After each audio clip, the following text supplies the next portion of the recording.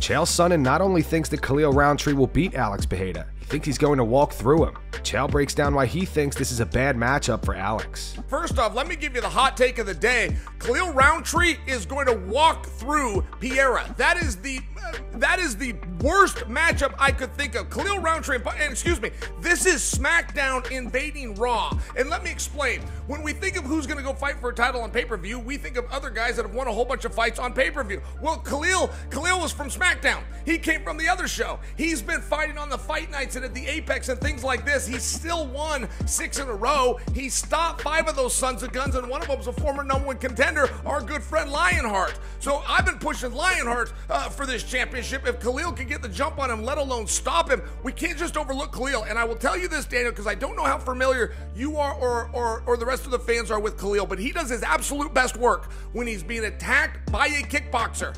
It's not Khalil swarming somebody or taking them down or submitting them. He is a counter fighter, and he loves when you punch or kick at him first. Khalil Rountree not only deserves this fight, and I'll admit, I was surprised. I didn't think this is the direction they were going to go, but I'll tell you a problem. Khalil's going to win this fight. Ilia Topuria doesn't think Conor McGregor deserves to fight him at the moment. Ilia says he has even bigger fights ahead. Speaking to MMA Junkie, Ilia said, "I wanted it before, but right now he seems to be retired. For how long he didn't fight? For 3 or 4 years? Something like that. Once I'm going to see him back in the game, because right now at this point he doesn't deserve to share the octagon with me. I'm the world champion. He was, but right now he's nobody. He's not even ranked. So if he comes back, he puts himself into the rankings, why not? At this point, it's like I have bigger fights ahead. The fight with Sean O'Malley is bigger. The fight with Max Holloway is bigger. The fight with Islam is bigger. Right now, Conor doesn't represent anything else than drugs and alcohol." Daniel Cormier gives his take on the Jon Jones and Tom Aspinall back and forth. DC thinks Tom's recent change of tone with Jon is a major factor. He thinks Tom was easier to ignore when he was being respectful to Jon. In some cases, when the plan has been made, but an alternate becomes so right, they will obvious. Veer. Yes, or obvious. They'll veer. It just seems as though the UFC is unwilling to veer off of the path that they have already committed to with Stipe versus Jones. But right now, it seems as though there should be no question as to who should fight. But Jones said, "I'm 37 years old. I've kicked everyone. My job is to finish strong and make an amazing movie. Go join Tom Brady, Floyd Mayweather, and all the other retired bad." So then Tom Aspinall says, "Please make sure you pass me the belt on the way out of the octagon if you beat Biden." Hey, bro. Oh, my God. Tom Aspinall that's funny. That's funny. But the fact that he's not being as respectful as he was before, I think, is a massive, massive win for Tom Aspinall, because before it was easy to ignore him. Paulo Costa and Rampage Jackson have an arm wrestling match. Oh, Rampage! We have Paulo Costa and Rampage Jackson in a live arm wrestling competition. You see Paulo Costa's forearms, incredible strength. Rampage is holding. The girth may not pay off in this, but the stamina's at an all-time high with the secret juice. Oh my God, and it seems like the wrist turn. Can Rampage hold on? Paulo Costa's going for the win. Ladies and gentlemen, this is a battle of the ages. Rampage, you better dig deep. You better not lose right now, Rampage. Rampage, you better not lose. I got a whole house on you. Paulo, don't let him beat you. Watch his wrist. He's got a fight coming up. Paulo's wrist is bending backwards. Can he hold on? Paulo Costa may be losing. Ladies and gentlemen, it's the F3 juice. And he's making a comeback. Oh!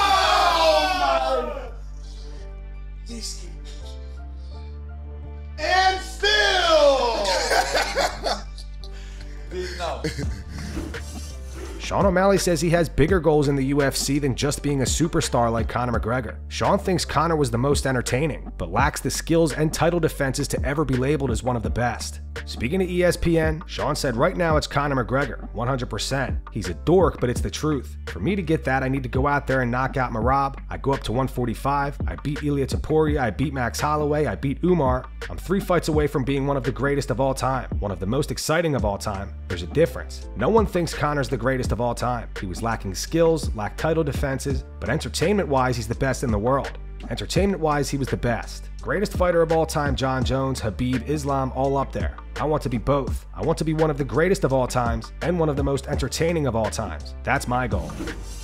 Israel Adesanya's coach Mike Ango is confident that Izzy will come back and have a resurgence after losing to Dricus at UFC 305. Speaking to Submission Radio, he went on to say Israel showed that he's quite capable of getting Dricus out of there, but Dricus also showed what he showed all along, which is that he's an absolute dog. He's always looking for an opportunity to win. He will never give up. He was hurt on multiple occasions in that fight, and he took that victory, and he's done that again and again and again. We've seen him in other fights where he's been on the back foot, and he's found a way to win, and he's shown that indomitable will to win, so we've got to give him credit for that. That said, I feel like it was a fight we probably let slip away a little bit, just a couple of mistakes, but I think those mistakes come from a little bit of fatigue, potentially, and that can be attributable to time out of the game, just making a few readjustments to what we do with our strength and conditioning.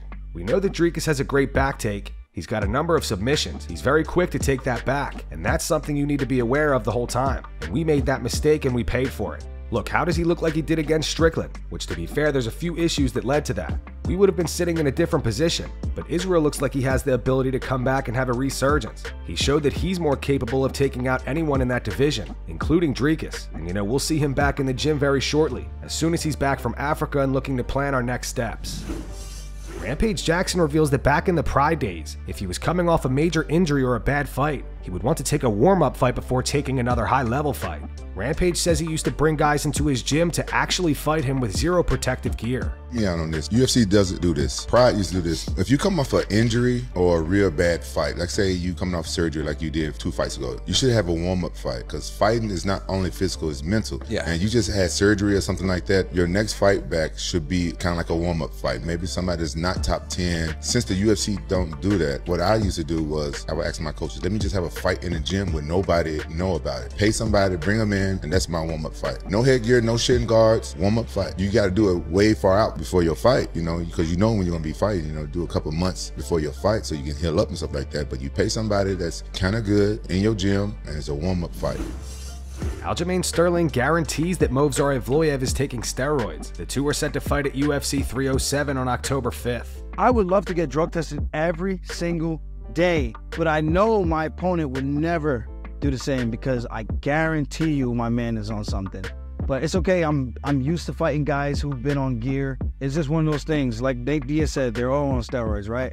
So, may the better man win. I know I'm gonna be the cleaner man. I know I'm gonna get it done. I have no doubt in my mind, even with you cheating, mentally, it just shows that you're weak.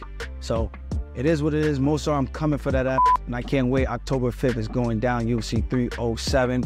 Movsar Evloev responded to Aljo. On X, he wrote, "Don't be scared, boy. I'll make it quick. You won't feel a thing." Aljo fired back saying, "Basically, you're admitting I'm right. You've 100% taken gear, and probably still on gear. You talk too much and I know for certain. It's okay though. When you realize it's not enough to beat me, you'll contemplate your entire career of why you even bothered to try." Alex Pereira posted a video to his YouTube channel today addressing Dricus Du Plessis. Alex thinks that Dricus tried to make him scared. Alex thinks Dricus is the one who's scared of him. Eu fiz isso, o Dricus. Ele falou do meu peso, né? I honestly don't think Alex Pereira should drop down to 185. If he wants to, great. But then we're going to hear the excuses. Primeiro, quando eu dei a desculpa que o peso me prejudicou e tal, pô, nunca ninguém concordou, nunca ninguém falou, né? Porque se eu usava isso como desculpa, as pessoas não queriam falar, é isso mesmo, pô, o peso foi um problema pro Alex. Não, todo mundo ficou quieto. Mas depois que eu falei aí de descer mais uma vez, a primeira coisa que o Dricus Du Plessis falou foi que isso foi um problema quando eu lutei com a Adesanya, que eu tomei o nocaute. Cara, eu fiz isso a minha vida toda. Pra quem não sabe, eu já desci 8 vezes pra 81 quilos. Eu desci para 81 quilos em toda essa minha carreira, né? E sempre 85 quilos. Então eu judiei muito o meu corpo, né? Pô, ficando mais velho e sempre fazendo a mesma coisa, descendo muito. E aí nas últimas lutas, não só essa que eu perdi, mas nas outras também eu já vi uma diferença. Eu vi que não estava sendo legal para mim e aquela última foi o aviso que eu tinha que subir de peso e foi o que eu fiz. Mas se vocês se lembrar, eu quando subi de categoria, eu falei, eu posso fazer isso de novo, né? Descer pro peso médio, mas eu preciso de um tempo, eu preciso me recuperar. Então eu acho que eu consegui me recuperar. Eu já tenho 4 lutas, se eu não me engano, nessa nova categoria, onde eu já tirei um tempo para descansar. Eu acho que se eu descer mais uma vez, eu vou descer bem, sem desculpas, né? E aquilo, eu quero ganhar, posso perder? Ok, bom que eu tenho isso em mente, porque aí eu vou mais forte. Então é isso, né? Explicando aqui, né, do que o Dricus Du Plessis falou. E parece que ele tá com um pouco de medo, né? Stay at 205, fight your fight. So let me handle my business, you handle your business. Tem um outro cara que realmente quer lutar comigo, ele fala assim, ei, pode vir, tô te esperando. Mas não, ele tentou me deixar com medo para mim não fazer isso. Porque And that's going to wrap it up for the news. Thanks for watching. For daily MMA news and content, subscribe to Full Mount MMA and click the bell icon to be notified when we post videos. Here are the 3 top comments from last video. The first one's from Clon410. It says, another beautiful day without Ian Gary. The second one's from David Robb. It's in reference to the footage of John Jones throwing his phone in the pool. It says, so John throwing his phone in the pool while recording himself with another phone. How ironic. Nice vid, bro.